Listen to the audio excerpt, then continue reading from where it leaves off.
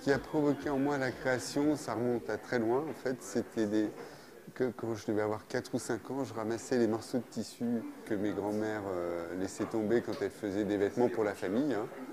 Et j'épinglais ça et je cousais, je faisais des petites souris avec. Après, j'ai fait des marionnettes à fil, donc la création est venue comme ça. C'est quelque chose qui vient vraiment de l'intérieur. Les créateurs qui ont fait que je choisisse ce métier, quand j'étais enfant d'ailleurs, j'allais voir les vitrines de Pierre Cardin à Vichy. Et donc moi j'étais en culotte courte, hein, et je passais devant ces vitrines et je voyais bien que ces robes de haute couture, c'était pas des vêtements de prêt-à-porter, c'était de la création, quoi. Il y a aussi Courrèges qui m'a acheté mes premiers dessins, donc c'est pour moi un grand honneur et un souvenir inoubliable. Et puis Paco Rabanne, avec qui j'ai travaillé pendant 5 ans environ. La façon dont les femmes s'habillent aujourd'hui est pour beaucoup due à leur travail. Donc c'est vraiment des créateurs pour moi incontournables.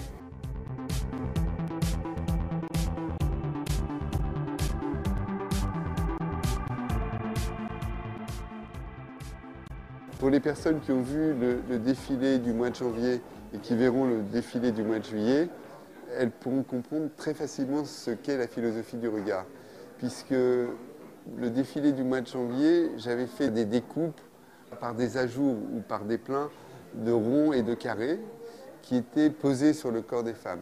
Une de vos consoeurs a dit d'ailleurs très justement que je décorais le corps des femmes plus que je ne les habillais, tant la collection était dénudée. Les thèmes de la collection du mois de juillet seront exactement les mêmes, à savoir que ce sera toujours le rond et le carré, sauf qu'au lieu d'être posé sur le corps féminin, ce sera le corps féminin qui sera inclus dans le rond ou dans le carré.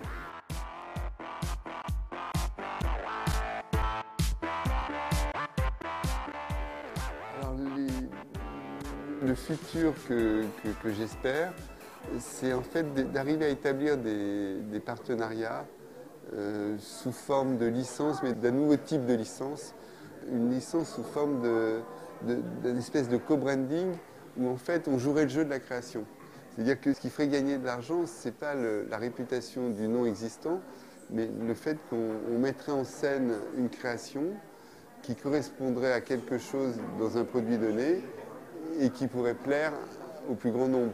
Donc ça ne veut pas dire forcément d'être dans des produits de grand luxe, ça peut être des produits de consommation courante, dans la mesure où on jouera le jeu de la création, où on apportera quelque chose vraiment de visuellement nouveau.